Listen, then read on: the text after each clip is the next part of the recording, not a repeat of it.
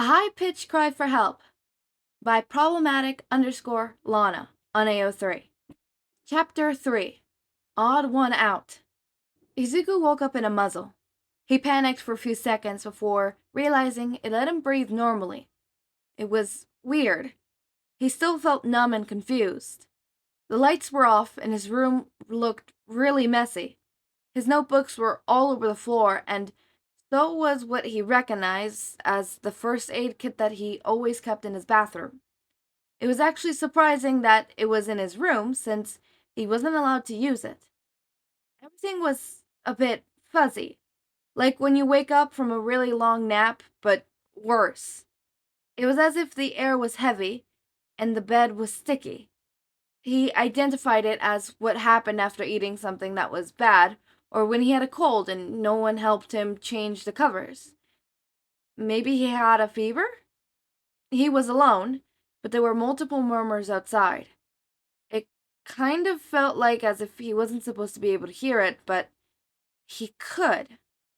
Izuku tried to sit up straight and stand up. However, his legs gave in when a sudden pain climbed through his back. It wasn't all a dream then. It really did happen. What exactly happened? Being careful of the glass shards, he stood up and helped off the bed frame. His first reaction was to try to pull whatever was on his face off, only growing more frustrated when the metal piece started to dig deeper into his cheeks and nose bridge. What was it? Why could he not pull it out? Walking up to the only mirror of his room, an old All Might hand mirror that he had treasured for years, he tried to the best of his abilities to see what was the odd thing on his face. His eyes grew bigger as a 6-year-old could open them. It was a device he saw owners put on big dogs. Why was it on him? It was uncomfortable and cold, a little sharp too if he tried to move it around. No one ever paid attention to him. Why put a muzzle on him? He didn't talk that much, did he? Were his parents that upset with him? As if a bucket of cold water was dumped on him, he started remembering the events of the night before. Desperation traveled through his veins, and his eyes started getting wet. Did he kill his parents? No, that couldn't be. He'd be in jail if he did. Whose murmurs was he listening to? He tried to listen more carefully, and when he tried really hard to focus, it was as if the conversation became more clear. They were talking about him. He recognized his mama and Hisashi, and with a closer inspection, a third voice that sounded different. Someone on the phone? It stopped. There was suddenly silence, and the door opened, both his parents looking at him with something indescribable in their expression. The tall man he once called father looked curiously and slightly scared, but his mother, oh, he didn't even need to look at her face. She was shaking, her hands were moving and swayed as a barrier between the door and her husband. Her other hand still had the phone on it. Hisashi looked at him, not saying a word before grabbing the phone from his wife and leaving again. Something in his eyes, like telling him to behave. Almost the best interaction with his father in years, he dared to say. Deku, sweetie. His mama started. It took him a moment to notice she was talking to him. Since when did she call him Deku, too? And sweetie? It was weird enough that she was talking to him at all, but her voice sounded unsure, as if she said something that could get her in trouble. There will be no rules around here, and I need you to listen, okay? He could do that. Maybe that way they could take the muzzle off? No, you're keeping that on for now. He didn't even realize he was touching it, but her mother's hands took him away from the device. You know how you were quirkless, right? As if they would ever let him forget. Well, you're a curse. A deep voice interrupted her. You are quirkless and cursed. Cursed? His mama also looked confused. More tired than anything, he would say. Your voice is cursed. and you are not to speak again. Am I clear? He couldn't talk anymore. That was dumb. He felt just fine. His throat didn't feel sore or anything, and what kind of curse was he talking about? Since when did he ever talk to him? Your voice hurt Papa last night, Deku. His mom explained. Her voice filled with something nasty. And it hurt me too. She ended. Izuku was getting anxious. Was that why he fell asleep so fast? Did he pass out? Was his illness progressing faster? Maybe it was here where his painful death was going to begin. But he could still make it past 30, right? Do you know how people that hurt other people are called? Right? His eyes grew bigger, and although impossible to see with the muzzle on, his lips were trembling. You don't want to be a villain, do you? Oh, no, of course not. This was their fault. How did his parents let him be so bad to the point he was going to be a villain? They were supposed to stop him. He wanted to be a hero. That's what I thought. She sighed, letting go of his hands that she had so hardly pressed together, as if letting go of the burden that letting him know was. You will learn to talk with your hands. And once you do, we will take this thing off for you to go to school. Okay? When school began, they just went on vacation. Was he supposed to use this thing for the next 40 days? That was insane. Even a kid like him knew that was far from okay. You won't speak in this household or outside of it. From now on, you are mute, and you will present yourself as such. Hisashi's words were harsh and did not leave room to argue. You will tell everyone it was a fire-related accident, and that is it. Bet you wouldn't like people to know you're a villain. Right, son? Right, lying. That it is. A little lie that would keep him out of jail. How kind of his parents to cover for him. Maybe they did worry for him. Maybe he could still be good. Even a villain has some good within, right? From that day on, things were a bit different. A nice lady would teach me every day about sign language, like his mama said, how to talk with his hands. Luckily enough, she taught him in the same building where his preschool was located. After all, it was a government-owned school.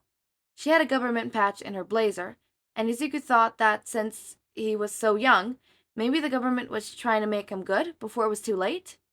He was a bit scared of being taken to jail first, but the lady said that she wasn't a policeman, nor did she have any contacts with any kind of department. She was just a lady sent for quirk management. Or lack of it, he thought. The police were somewhat involved in the whole incident. But being Izuku, quirkless, they just took what the head of the family said and put it in the records, as if they weren't investigating themselves.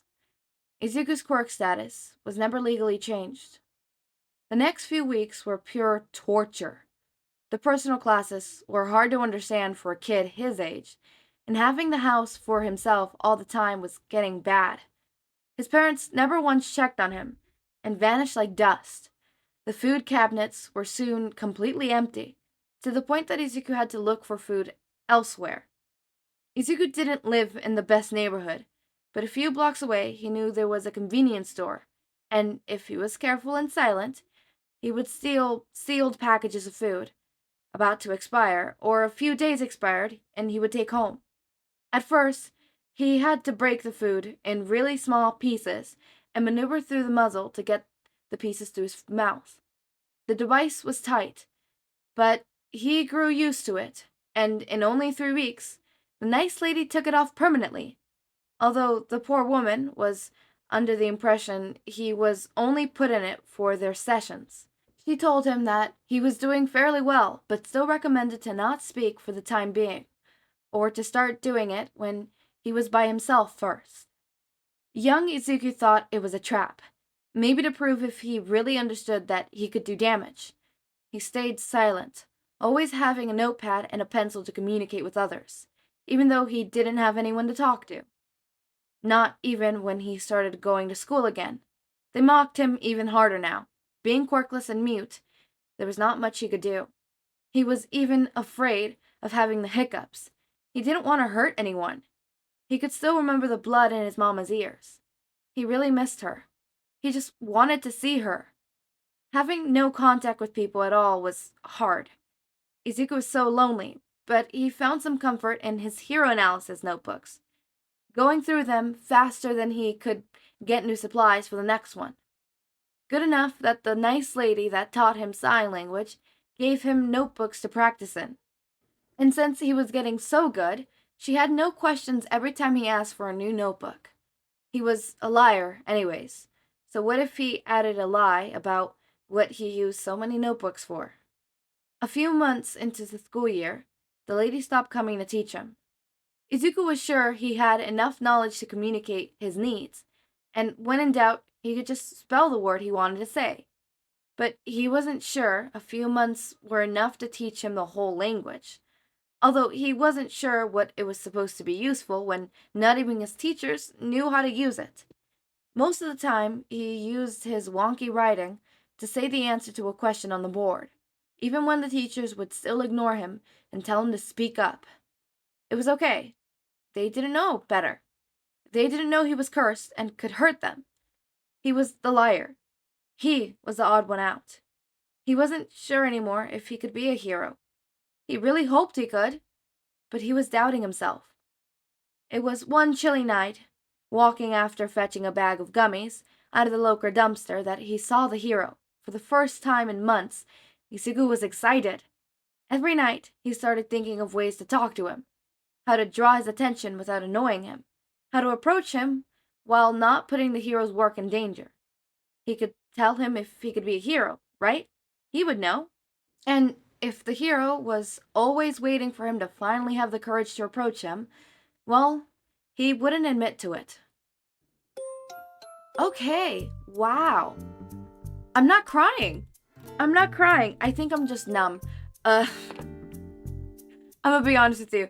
I think I'm just numb. If it wasn't for the fact that I was numb right now, I would be crying. I'm gonna start crying later. Yeah, no, I'm gonna think about this and I'm gonna start crying later. But I can't. I know it was coming because muzzles was one of the tags, but I really, really, really wish that in the next 2 chapters, Izuku gets taken out of that damn household. But I know that's probably not gonna happen. I know it's gonna be in like chapter 10 or something. Because it's always chapter 10. It's not always chapter 10, but it's always a couple chapters. Or maybe I might be wrong. Maybe problematic / Lana is merciful. Is merciful. But given that the fact that I've cried the last 2 chapters, I don't think so. I don't think so. But maybe, who knows? Let me see. What's the name of the next chapter? The name of the next chapter is From a Distance. Yeah, no, I don't think it's gonna happen in this chapter. But maybe chapter 10. Maybe chapter 5. I don't know. I'm hopeful. I'm hopeful, though. I'm really hopeful. I really, really want Izuku to get the help he needs. The help he deserves. You know, because he deserves that help. And it breaks my heart to know that he's not getting it. And, oh, the tears are starting up. Alright, never mind. It's been 3 chapters since I've cried. God.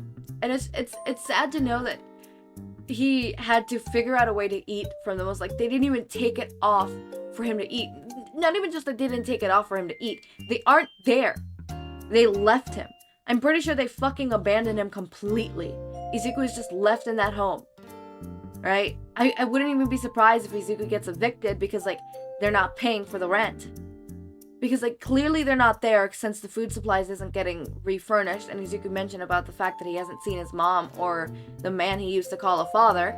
And it hurts my soul knowing that this kid has to, like, go out dumpster diving, getting expired food from, like, grocery and like stores just to be able to like fucking eat. And I bet you right now the only food that he's actually eating properly is fucking, like, he probably eats like a little bit when he's at home, but otherwise he mostly eats in fucking school. And what does he do for the weekends? And it's, God, I'm gonna cry. I'm really gonna cry. Okay.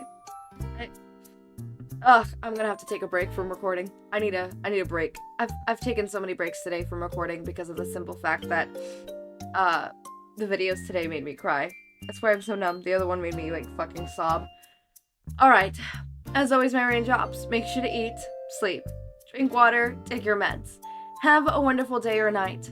Link to my Discord server and socials are down in the description. Subscribe to see more of my content, and thank you so much for watching.